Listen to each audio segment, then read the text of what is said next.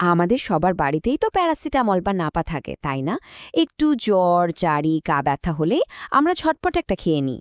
কিন্তু এই যে এত পরিচিত একটা ওষুধ, এরও কিন্তু কিছু কঠিন নিয়মকানুন আছে, আর সেগুলো না মানলে বিপদ কিন্তু অনেক বড় হতে পারে। তো চলুন আজ আমরা সেই লুকানো নিয়মগুলোই জেনে নেব। এই প্রশ্নটা হয়তো খুব সাধারণ মনে হচ্ছে, তাই না? কিন্তু বিশ্বাস করুন, এর উত্তরটা জানাটা যে কতটা জরুরি তা বলে বোঝানো যাবে না। সত্যি বলতে আমরা অনেকেই কিন্তু তেমন কিছু না ভেবেই ওষুধটা খেয়ে ফেলি। তো আজকে আমরা এর সঠিক ব্যবহার থেকে শুরু করে কি কি মারাত্মক ঝুঁকি আছে সবকিছু নিয়ে সহজ করে কথা বলবো। আচ্ছা, তাহলে প্যারাসিটামল আসলে কখন খাওয়া উচিত? মানে কখন এটা ঠিকঠাক কাজ করে? চলুন সবার আগে এর সঠিক ব্যবহারটা একটু জেনে নেওয়া যাক। কারণটা খুব সহজ। ঠিক সময় আর ঠিক কারণে খেলে কিন্তু এই ওষুধটা দারুণ কাজের।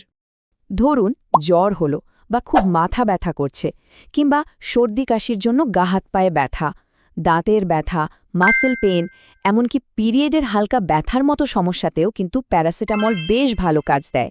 মানে এই ধরনের পরিচিত সমস্যাগুলোর জন্য এটাকে একটা সেফ ফার্স্ট অপশন হিসেবেই ধরা হয়। আচ্ছা, এতক্ষণ তো আমরা জানলাম কখন এটা খেতে হবে, কিন্তু এখন যে বিষয়টা নিয়ে কথা বলবো সেটা সম্ভবত সবচেয়ে গুরুত্বপূর্ণ। প্যারাসিটামল ব্যবহারের একটা নিয়ম আছে, যেটা কোনো অবস্থাতেই ভাঙা যাবে না। এটা জানা আর মানা দুটোই কিন্তু ভীষণ জরুরি। পুরো আলোচনা থেকে যদি শুধু একটা জিনিসও মনে রাখতে হয়, তাহলে সেটা হবে এটাই। কারণ এই একটা তথ্যই অনেক বড় বিপদ থেকে বাঁচিয়ে দিতে পারে। ব্যাপারটা হলো এর ডোজ, মানে এর পরিমাণ নিয়ে। এই সংখ্যাটা খুব ভালো করে মনে রাখতে হবে। ৪ গ্রাম। হ্যাঁ, মাত্র ৪ গ্রাম। একজন প্রাপ্তবয়স্ক মানুষ ২৪ ঘন্টায় এর চেয়ে বেশি প্যারাসিটামল খেতে পারবেন না। এটাই হচ্ছে সর্বোচ্চ সেফ লিমিট।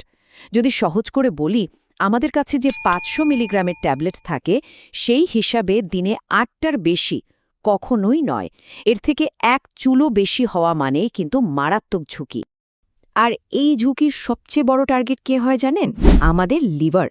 কারণটা হলো, যখনই আমরা লিমিটের চেয়ে বেশি প্যারাসিটামল খাই, ওটা সরাসরি আমাদের লিভারকে অ্যাটাক করে। এতে লিভারের যে কি পরিমাণ ক্ষতি হতে পারে ভাবা যায় না। এমনকি পার্মানেন্ট ড্যামেজ থেকে শুরু করে লিভার ফেলিয়ার পর্যন্ত হয়ে যেতে পারে। ইসিলিয়ে ডোজের ব্যাপারে পরিমাণে এদিক ওদিক করার কোনো সুযোগই নেই। যদিও প্যারাসিটামলকে বেশ নিরাপদ ওষুধ হিসেবেই ধরা হয়, তারপরেও কিন্তু কিছু সাইড এফেক্টস হতে পারে। যেমন ধরুন গায়ে র্যাশ ওঠা, অ্যালার্জি হওয়া, বা গা গোলানো, বমি বমি ভাব। আবার খুব রেয়ার ক্ষেত্রে রক্তকণিকাও কমে যেতে পারে। যদি এরকম কোনো লক্ষণ দেখা যায়, তাহলে কিন্তু সাথে সাথে ওষুধটা বন্ধ করে দিতে হবে, আর অবশ্যই ডাক্তারের সাথে কথা বলতে হবে।